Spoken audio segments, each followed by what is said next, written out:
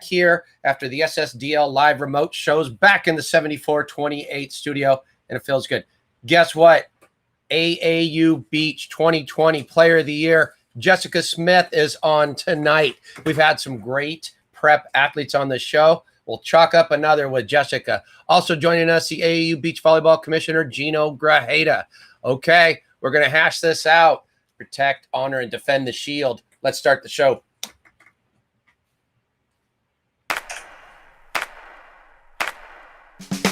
I'm a Venice, California-born, Los Angeles-based sports fan. One that has played, coached, announced, and promoted sports my whole life. My love affair with sports started in my own backyard and has led me to this podcast. Thanks to the support of the Amateur Athletic Union in East Bay, I'm excited to bring you Sports Stories with Denny Lennon.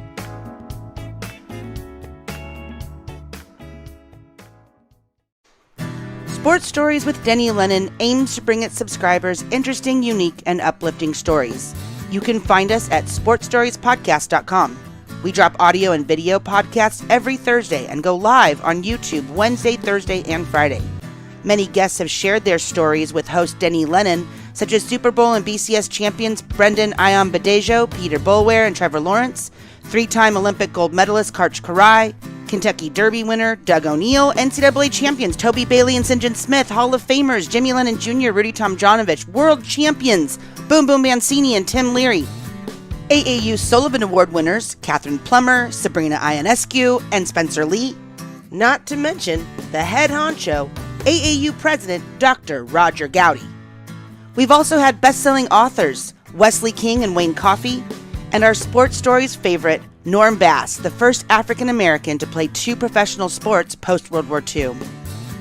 Become a friend of the show on Patreon, and you can help keep the dream alive. Go to patreon.com/Denny Lennon or go to our website to see all of our social media links.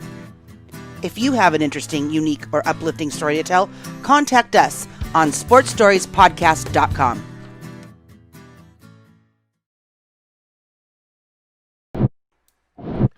Coming to you live from Los Angeles. We're in the shadow of LAX. It's a top-rated video podcast in the Centinela Adobe Corridor. It's where we share a wall with the Korean United Methodist, and you can see St. Jerome Church from our back porch. We're in the 7428 studio where Jimbo and Marley run the show, and Buck kicks back until he's got to kick it out. It's SSDL Live at 5 on YouTube. Hey, everybody, welcome. Oh, it's nice to be back in the Centinela Adobe Corridor, feeling the warm winds. Yep, we're getting it done. Looking forward to a great show today. I hope my family's here. How about my St. Mark and St. Bernard people? Are my VBCers? And, of course, the AAUers are here supporting our Player of the Year and our Commissioner. Let's do it. All right, top 5 states outside of California supporting the show.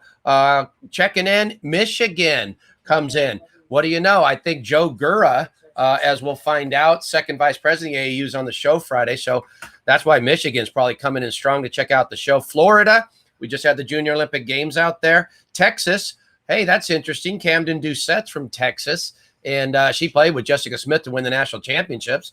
There you go. And Tijuana. Okay, I got to talk to my staff about this. Tijuana is not a state in the United. Okay, but it's close to Chula Vista, so I'm sure there's a lot of people that are now enjoying all of our volleyball. And always checking in at number 2, Ohio,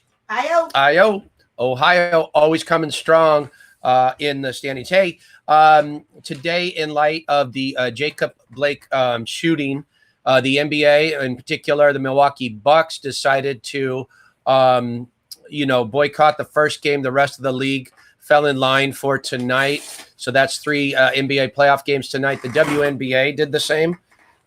So that is, we want to recognize that, hey, change is going to come, and we hope it comes soon, and we hope it comes for the better. So we want to make sure we acknowledge that. Hey, Orlando's not the only place that basketball has been held up in a little lighter situation. Right outside of this door is a 74, outside of the 74-20. That's the basketball court where we hosted the East Bay shootout.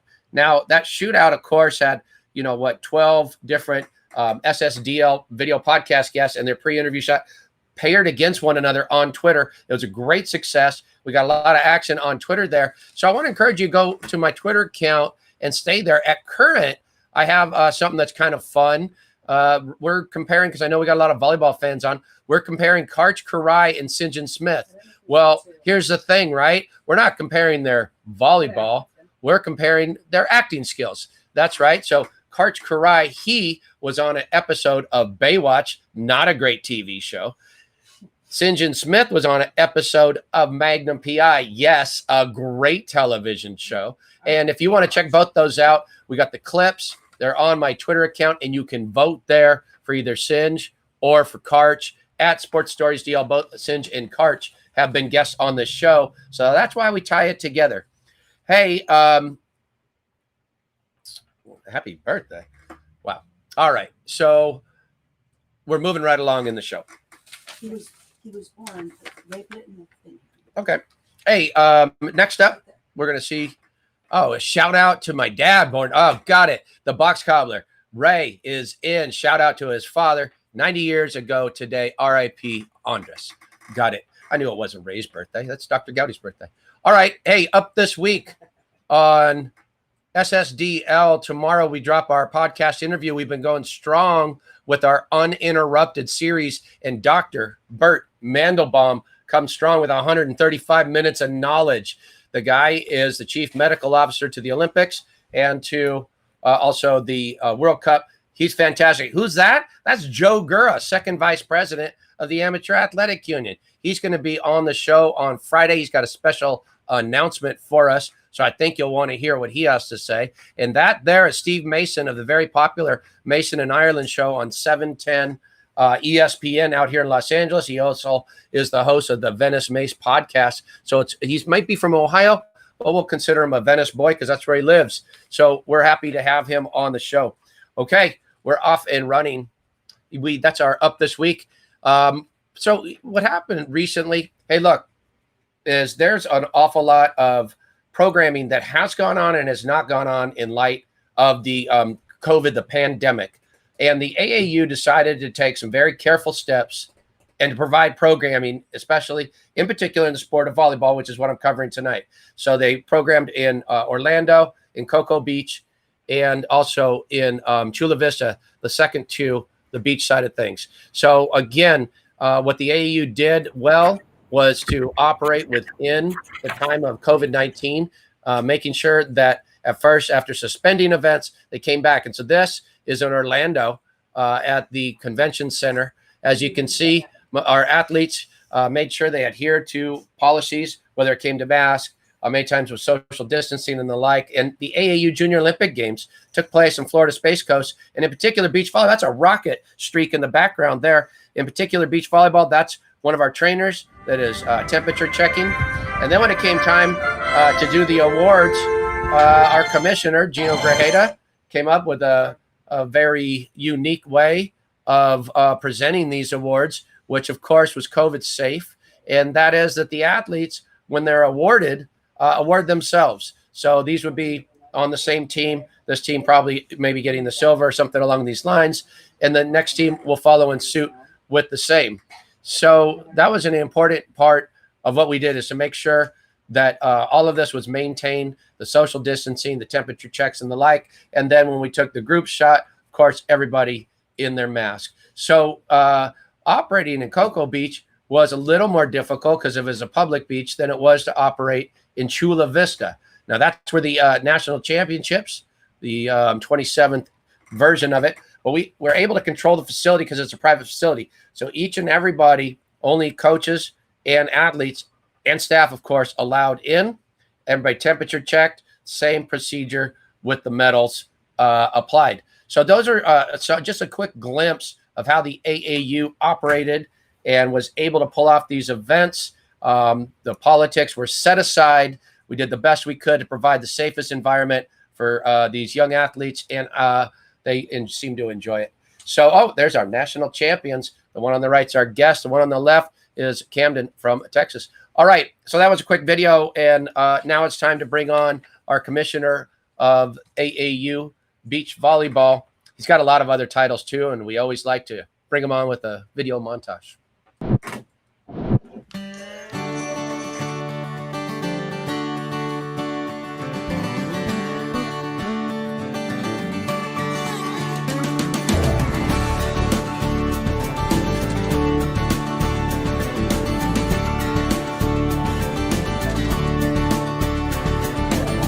I would live like a free man, shake the chains from my soul, change my direction to heal my reflection, stepping out into the cold. These are the things I would do to help me break through. Oh, these are the things I would do if I were you.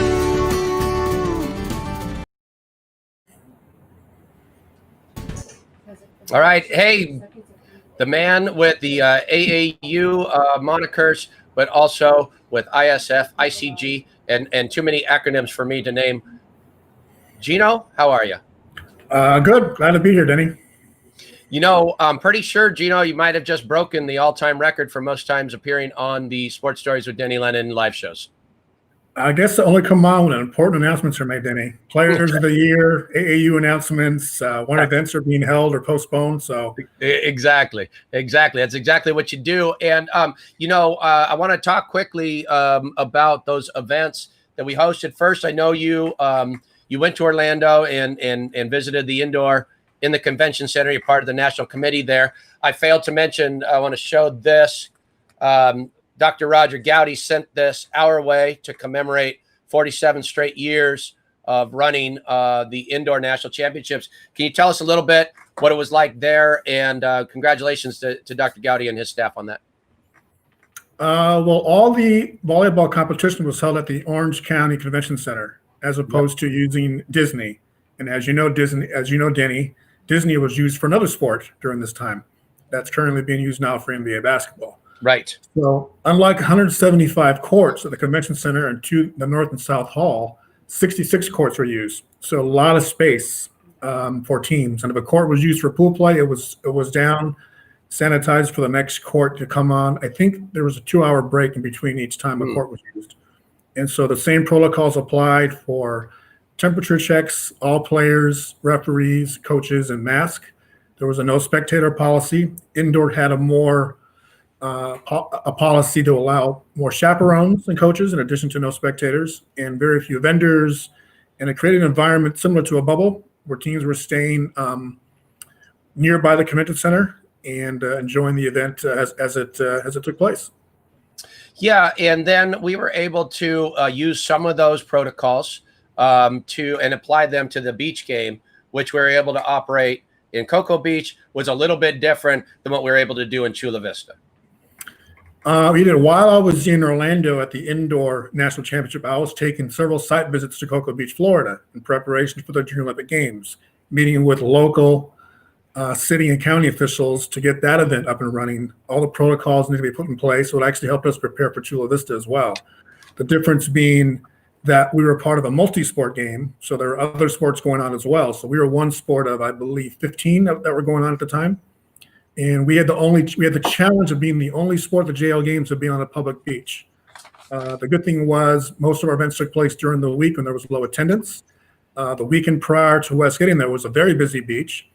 And the weekend we left, a hurricane was coming. Yep. So we didn't see the big crowds, but we did adhere to protocol. Other than the time we had a rocket launch, there were some fans, some non-volleyball fans out there, but we got to witness that whole activity while we were out there. Right, no doubt. Cocoa Beach presented us with a rocket launch, with a shark sighting, and with a hurricane on the backside. But we made it out safe. And then Chula Vista presented us with a fair amount of heat that was kept within a private facility there. In terms of the weather, yes, the weather got warm as the days went on. The first few days felt like a Southern California beach. Morning overcast, sun broke out during the day, but as the days went on, through the 10 days we were there, and 11 if you count the last day, it was quite warm, kind of inland valley temperatures that took place. But Being at an Olympic training center, more protocols were in place. It was essentially a closed environment, a bubble, no spectators, each team allowing a maximum of 2 coaches, and masks worn everywhere. Temperature checks came in, waiver forms, and everything that needed to take place in order for this event to succeed. So we were happy to work with not only the Chula Vista Elite Athlete Training Center, but also the protocols from San Diego County and the city of Chula Vista. No doubt about it. And we were able to pick up some fans, both north and south of the border. So work for our sports stories, Gino. How about the reason we're here tonight? It's something we get an opportunity to talk about. And I know it's one of the things all of us enjoy that work on with AAU beach volleyball. And then that's presenting our athletes, with their awards, with recognizing their achievements. And Jessica Smith today, if you look, Gino, at the Player of the Year recipients over the years, in a second we'll show what you sent to us earlier where these athletes have moved on. You've been doing this, now for a good long time. What jumps out at you here, besides the fact, of course, Jessica Smith is in red? Is there any players that are on this list that you kind of like compare Jessica Smith's game to? Jessica is a good all-around player. So she definitely fits in the category of our typical AU Beach Volleyball Player of the Year, and she plays well with other partners. So normally it's difficult in a sport like beach volleyball where 2 players play together, especially 2 players together for a long time, to identify a single player. Same way we have to identify the Joel Farrell Award winner at the JO Games. Right. So obviously Jessica has done well with multiple partners. She's very well with Camden over the years at national championships, but also done well without Camden at other major events like the JO Games, but also done quite well at our Grand Prix events too, Denny. So she's been on our radar and on our short list for this year's award-winning Player of the Year. No doubt about it. And, it bolsters the award, but also she's an outstanding indoor player. She certainly won her share of championships on other beach volleyball tours and earned her AAA rating as well. So it's just another one of the accelerated athletes that we see that come through the program. I wanted Marley to put up, Marley's pulling the triggers today. Here's some of the players. I think we only went back to 2008, but here's some of the players and some of the colleges they've attended. And then a little note on those that were ISF, World Beach Champs, or ICG World Champions, and that would be indoor. But maybe you could talk to some of the players that are on this list. I think this is the era starting with, I believe Sarah Hughes was the first player as a freshman going into a collegiate program. Players prior to her, such as Camila Rosado and Emily Cook and Kelly Irvin, joined the beach program as while they were athletes playing indoor. But you look from Sarah going back, all of these athletes are accomplished beach players. Some still continue to play beach and indoor, like Zana, UCLA grad, where Jessica's going, and also Catherine Plummer, AAU Sullivan Award winner, who also played both beach and indoor, and ICG and FIVB. So a lot of accomplishments there, both on the indoor game and the beach game. But we're slowly seeing more players focusing on beach volleyball now that beach volleyball is a distinctive NCAA collegiate sport. And we like to recognize those players because we don't even see these players play in the gym as far as our concern. We see them only on the beach. And anything they go beyond that, whether it's indoor volleyball or they may play soccer, like some of our multi-sport athletes have done, softball, for example, we still recognize their accomplishments on the beach. There is somebody we get to see play indoor, and it's only because we go to the NCAA finals for indoor each year at the ABCA convention, and that's where Catherine Plummer, our Player of the Year, I think 2013, put the domination on everybody. But Gino, don't you find it astounding as we look at the picture top and bottom that both of these athletes are from the same high school, which isn't that big of a high school? That's Lisa Nagel and Elisa Viejo in Orange County. Well, that says something about their indoor volleyball program. So we know their indoor accomplishments are there. Both have branched out to the beach, not being a beach adjacent school. We always like athletes who come to the beach, unlike Maricosta or Redondo Union or Santa Monica, where they can practically walk to the beach. But the athletes have that extra effort to come play beach volleyball away from their home, makes it that much more special. Another example, that's probably London Chow, who was our player who lived in Palm Springs. So imagine the trip she had to take back and forth to the sand while playing beach volleyball. Well, if we're talking about you in the same breath as Catherine Plummer, you must be a pretty decent player. So our Player of the Year, Gino, you're not the only one that has a montage. Jessica Smith has earned that right. So we're going to drop into Jessica's montage and bring on our player of the year. Are you What? Are you going to do the notable accomplishments slide? Sure. Then you jump about that. Oh, Gino. I got double producers, both Christine and Marley on the job today, which means I was doing good up until then. Damn it. All right. Let's look at our notable accomplishments here, Gino. We wanted to make sure we got we just listed this, and quite frankly, we only took a slice off of her accolades page. It's very impressive. Well, I noted her continuous national championship wins with Camden over the last 3 years. Yep. Also a JO champion, but also our Grand Prix events too. So these are significant events for us. Probably just missing on one of our Triple Crown awards, which is more difficult to get, but she has enough accomplishments there. Not only just this season for 2019-2020, but we've kind of noticed her from the past 3 or 4 years. So Jessica's an accomplished player throughout her, at least her AAU career with us. Unbelievable. And, she spreads it across. She spreads the love across the other organizations as well as, and I mentioned she got her AAA. That means you're the equivalent of what would be considered a pro beach player at the age of 14. So she's been killing it. All right. I just got excited about our montage. So now let's bring her up with a montage.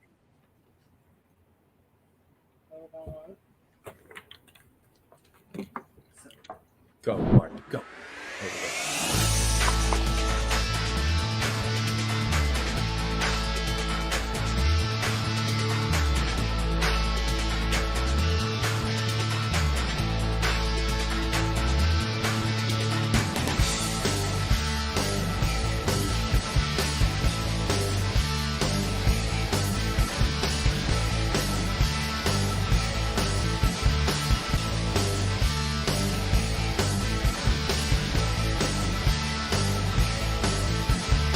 Smith, Doucette, holding gold medal point.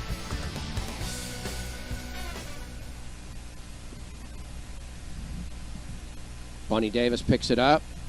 She gets a set on the right side, goes down the line. Smith with a one-hand dig. It drops in, and there are your gold medal champions. Jessica Smith playing some great defense. Doucette kept swinging, and there are the national champions, Gino.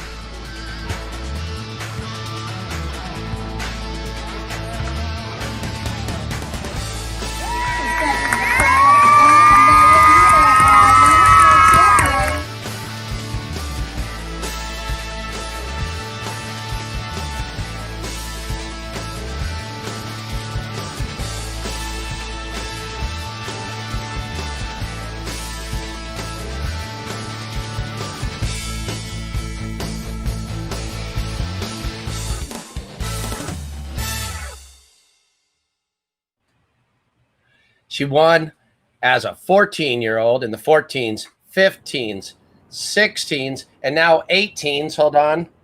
That's 4 straight national titles. She's the 2020 Player of the Year for the AAU Beach Volleyball program. We welcome in to the show Jessica Smith. Hello, Jessica. Oh, we got to hear you. Let's see. Want to unmute if you could? Let's see. We got you now, it sounds like. Do we? Let's have her reload and come right back. Jessica, after that grand entrance, why don't you reload and come right back like we did before to make sure we got your audio all set up. Yep. Okay. We'll get her back. She's a lot to say. She should. Jeez. 4 straight national titles. Me and Gino can kill some more time if you like. Great. Hand me your phone. Hi, Gino. I just want to notice when all those highlights came on, the difference in contrast between this year's championship and all the events we had at Hermosa Beach with the crowd and the people to almost silent event in Chula Vista, but championship earned nonetheless. Yeah, you're right. It was at first we were like, this is kind of like eerie. It was so kind of quiet. We're so used to a raucous crowd going nuts in Hermosa at our nationals, but in effect, just their coaches and the athletes are there, so it's a lot lighter. But kind of like when you've been watching either MLB or NBA on TV, you kind of got used to it as the week went on, that there wasn't as many fans and you appreciated the play. I would say this year's JOs and Nationals, there's no asterisk this year. We had some very good winning teams, very good championship final games. The competition was top notch. The top teams came out to both Florida and California. Yeah, they did. Yeah, it was deep competition in both, and Chula Vista, they were battling on those courts. And I think you mentioned it. I didn't necessarily mention it, but that was an Olympic training center. It's called the Elite Athlete Center now, but many Olympians train there, and it really was great conditions. Courts are top notch. There are athletes in residence who are training for hopefully their Olympic future in 2021 in Tokyo. But it was a great facility. We're happy to be there. Camden Doucette is quite a player too. Gino, talk a little bit about Camden. For those who don't know, lives in Texas, but she's able to find a way to train with her partner here and there. And a lot of the training they do, through plane. But how does that work? I noticed she kept that partnership since she was 15, so they just kept going with it until they didn't happen again. They kept going from 15, 16, and 18. And I think one of Jessica's wins was a tournament in Dallas. Mm-hmm. So that was a tournament she won with Camden, an AAU event out in Texas. Yeah. So obviously the training is more difficult, but they managed to find a partnership that works. Yeah, they did. Absolutely. I think we got Jessica all hooked up now. Let's see if we can bring her in. We go into Orange County, just south of where I am. Well, kind of south. I don't know. Hey, there she is. Hi, Jessica. Yay. We can hear you. Welcome and congratulations. Thank you. Thank you for having me. Did you notice that Gino's right above you? It's kind of like the Brady Bunch. If you look, there he is. There you go, Gino.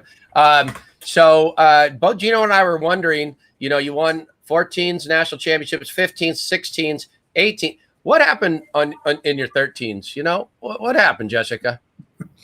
Well, with 13s, I was more of an indoor player, so I wasn't really quite training on the beach yet. I'm just giving you a hard time. Of course you were, and that brings up an interesting question for you. How you're one of the few players now who can do this at a particularly high level, both indoor and beach. And you're not only play for your high school, indoor, you play club indoor, and then you're able to manage being a top beach player. How do you get everybody to work together on this? That's got to be difficult. My coaches are all really, they all care about me a lot, and they keep it balanced, so they don't overwork me or anything. And they know that I'm dedicated to both sports, so they know I need to take my time to train for both. So they've been really helpful in allowing me to be able to be an indoor and a beach athlete. On the indoor game, I know you play at T Street and then beach. You've kept an affiliation with MB Sand. I've always been a big fan of Patty Dodds. Can you talk a little bit about just coming up through her program in MB Sand, which for those that are watching the show that aren't ingrained in volleyball, that's like a beach volleyball club that does beach training. Yeah, Patty I met her, I think, when I was about 14 or 15.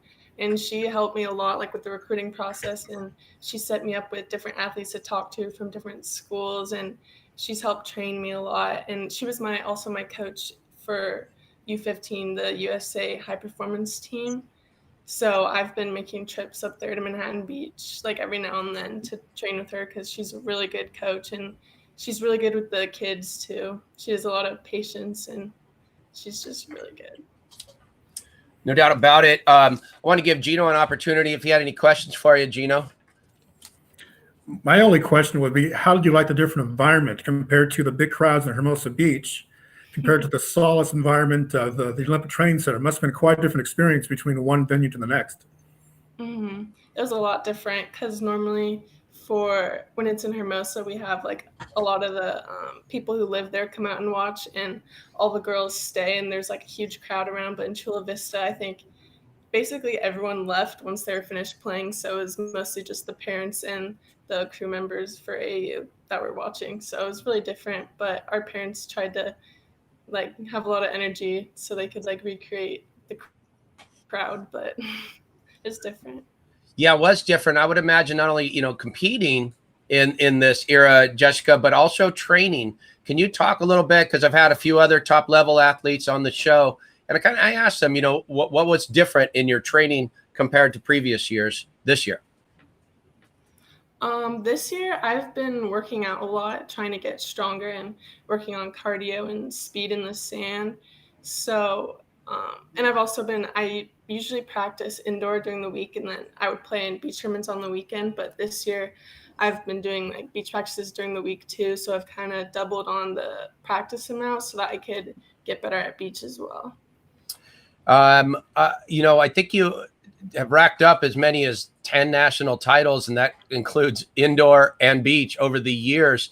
And you've recently made a decision to focus on beach in college, and you're going to accept a scholarship to play at UCLA. Can you talk a little bit about just making that decision to play beach, and then what it means to go to such a great university like UCLA?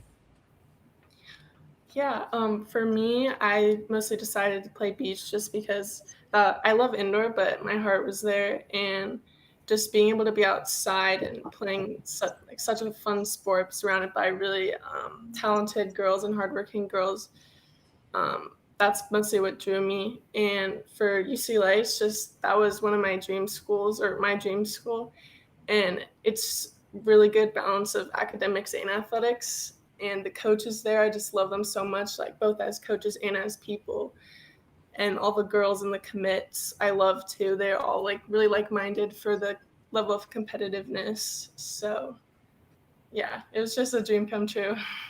Yeah, I would imagine. And I really think what you said a little bit earlier about all of your coaches working in the best interest of both, the sports and the teams, but also of you.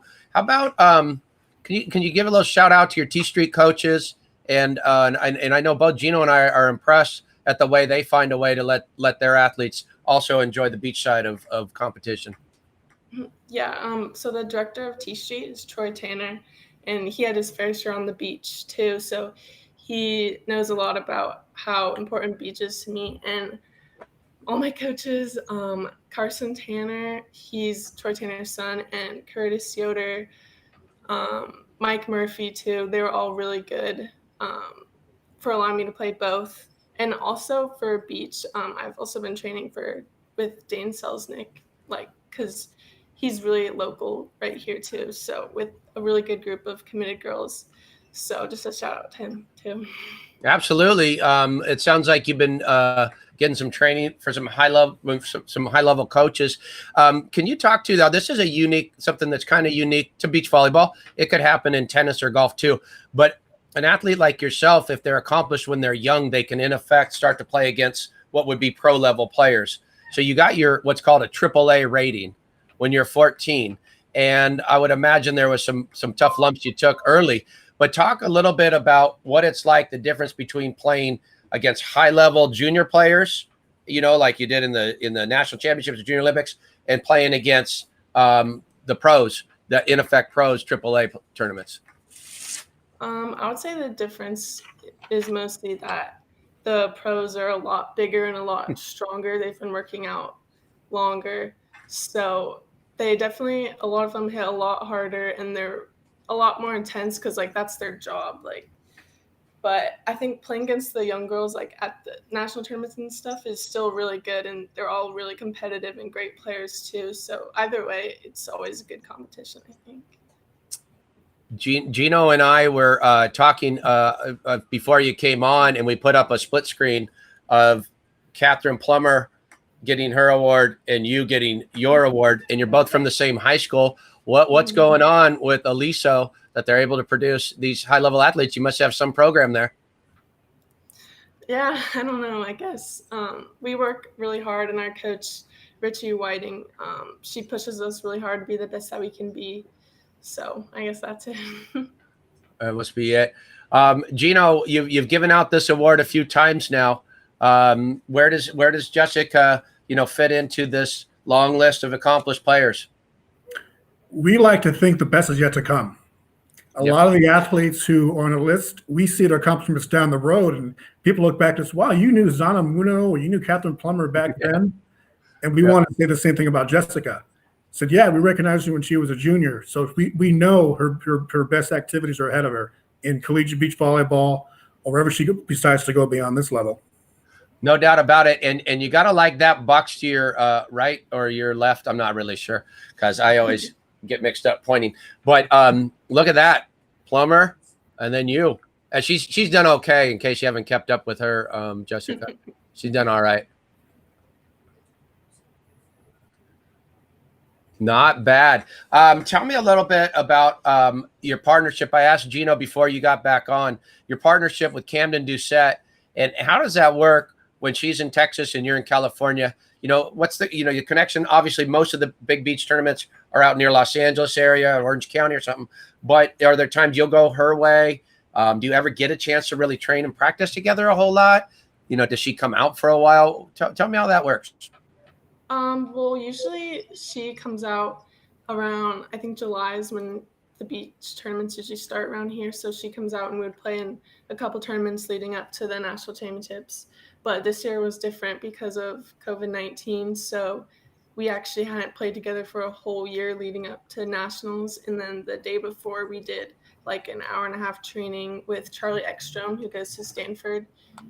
We trained down in San Diego just the day before. And that was the only training we had together. But I think we just text a lot and we stay up to date with each other. And I've gone out to Texas once and I wanted to go out again this year, but then COVID-19 happened, so I couldn't.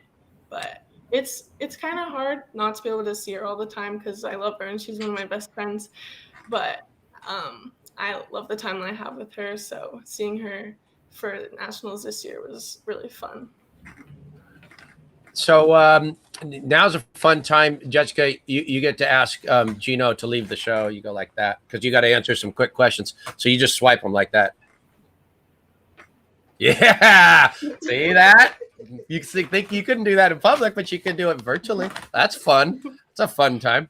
All right, so I'm going to ask you some rapid fire questions. Are you ready? We can forget about Gino. It's all right. He's been swiped off the show plenty of times. All right, I got some rapid fires. So I'm going to ask you first, what's your favorite shoe to like go, you're going to go hang out with your friends. What's your go-to? Converse. Okay. How about you have a pet right now, and what's the name? My sister has a fish named Barbara. Nice. Okay. How about what's your favorite professional sports team? Probably Alex Hyman and April Ross. Okay, nice. And how about besides UCLA, what would be one of your favorite collegiate teams? I don't know. It's only UCLA for me. Good for you. That was a trick question. You did good. Do you have a nickname we don't know about? Or like what besides Jessica and Jess do you go by? No, I don't think so. I don't have a nickname. Nobody's been rolling out Smitty on you yet? Oh, well, actually, I used to be called Smitty when I played soccer in middle school. But there it is. That's what we were looking for. All right. Do you have a favorite board game? I would have asked you video game, but I like asking about the board games. Probably Sorry. Okay. Yep. What's your favorite like main dish, your main entree? Teriyaki steak and fried rice. Ooh, that's a pretty good go-to. How about your favorite dessert? Ice cream, hands down. Always ice cream. Do you have a favorite ice cream or do you switch it around? I like cookies and cream and Reese's peanut butter cup. I used to work at Baskin Robbins when I was like 15 years old, and it was brilliant because I used to bring home 3-gallon tubs of ice cream that I would never be able to eat all of it. All right, what's your favorite movie all time? I don't know. I know that's a rough one, huh? How about I'll give you this one. Sports movie. What's your favorite sports movie? I don't know. I haven't really seen that many sports movies. All right, that's okay. You could have just said Hoosiers. I don't know. Sandlot. Hoosiers. Sandlot's fun. League of Their Own. That'd have been solid. All right. How about your favorite musical group? Maroon 5, probably. How about your favorite author? Favorite book? My favorite book is probably Paper Towns. I forgot who the author is. Okay. No, I'm glad you got one. So do you have a favorite professional athlete? Probably April Ross. Yep. And then I was going to ask you, do you have like a favorite quote? Like, do you have like any of your coaches ever give you anything that you kind of repeat in your head before a practice or a game or anything like that? Well, T Street's like saying is breathe, believe, battle. So we always think of that like right before we play and while we're playing to stay calm. I like it. That's good. And then I guess the last thing I'm going to ask you is, do you have a go-to TikTok dance move? I actually don't know any TikTok dances. Oh, man. We're putting together another montage of TikTok dancers, but what are you going to do? Well, I want to say thank you for coming on the show. And I want to say congratulations. And I want everybody to know that's watching out there, as great as a player you are, you're as nice of a person. You've always been very easy to deal with and very polite all along the way. And that must show that you've been brought up well. Because my mom, whenever I would tell my mom, oh, we got this girl and she's really good on my team, or there's a boy, I'd say, well, are they a nice person? That's what she'd always ask. And so I could tell her, if she asked me, I would say, yep, Jessica's a very nice person. So I want to compliment you on being a great player and also a great person. And we wish you the best of luck moving forward. Thank you. Thank you for having me. You bet, Jessica. All right. She's a good kid. She is. She's very sweet, very good kid. And boy, you should see her play. So all around, steady, plays every part of the game like just dynamite. So we were happy she was on. And I mean, it was great that Gino was on too, breaking his own record of how many times he's come on the show. Gino always brings it. Got to give it to him. All right. That was good. That was fantastic. All right. Joe Gura, second vice president of the AAU, coming up on Friday, along with Steve Mason, Venice Mace. That's right. We're going to blow up Los Angeles with one of the famous broadcasters around here. So we're looking forward to that big announcement coming Friday. I got the AAU jumping on board with something. You're going to want to be here. So that's coming Friday. We always leave you with some entertainment from Box Cobbler, and then we kick it out. Thanks for joining. Blue wine, dig that pearl. Now I thought to myself, what does that mean? Am I going crazy? Or is this just a dream? Now wait a minute. I know I'm lying in the grass somewhere. And then she said it again. Spill the wine, dig that pearl. Sports stories is that pearl. Spill the wine, watch that pearl. Spill the wine, sports stories. Sports Stories with Denny Lennon is supported by the AAU. Find a local event and join at aausports.org. And remember, you can catch your favorite amateur sports live stream, replays, and highlights at ballertv.com. Sports Stories, along with East Bay, supports the Heroes Movement, a nonprofit that bridges the gap from mental or physical therapy to getting strong again through strength and conditioning workouts. This free service is available for any veteran of the United States Armed Forces. Visit heroesmovementusa.org for more information. Sports Stories, along with thousands of people across the country, also supports the My Stuff Bags Foundation, a nonprofit that provides traumatized children with new belongings and new hope. Learn more at mystuffbags.org. Sports Stories with Denny Lennon is a production of Sports Stories, Inc. and is available on Apple Podcasts and YouTube or wherever you listen and watch. Don't forget to subscribe, rate, and give us a review. It really helps spread the word. You can find all our social media links, archives, and other info on our website at sportsstoriespodcast.com. Special thanks to the John R. Wooden Course and Wooden's Wisdom.